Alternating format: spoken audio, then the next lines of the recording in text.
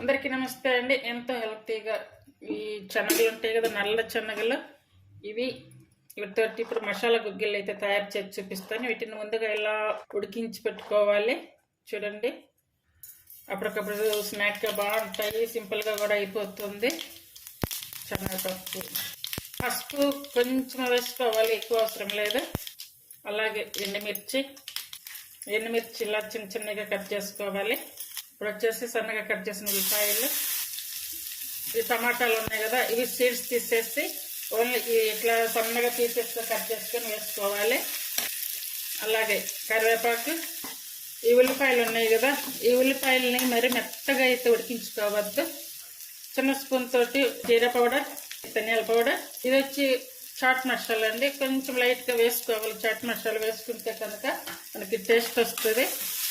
అలాగే సాల్ట్ చాలా తగ్గించేసుకోవాలంటే మనం శనగలు ఉడికించుకునేటప్పుడు వేసుకొని ఉంటాము కాబట్టి అది గమనించుకొని సాల్ట్ వేసుకోవాలి.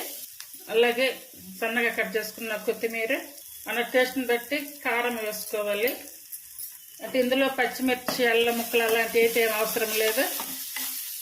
ఇలా కారం వేసుకొని ఇలా జీరా, ధనియాల పౌడర్, అలాగే చాట్ మసాలా వేసి ఇలా తయారు చేయండి. ఈ స్నాక్స్గా చిన్నపిల్లలకైనా పెద్దవాళ్ళకైనా అందరికీ కూడా చాలా చాలా బాగుంటాయి. అలాగే ఇప్పుడు వచ్చేసి శనగలు వేసుకోవాలి.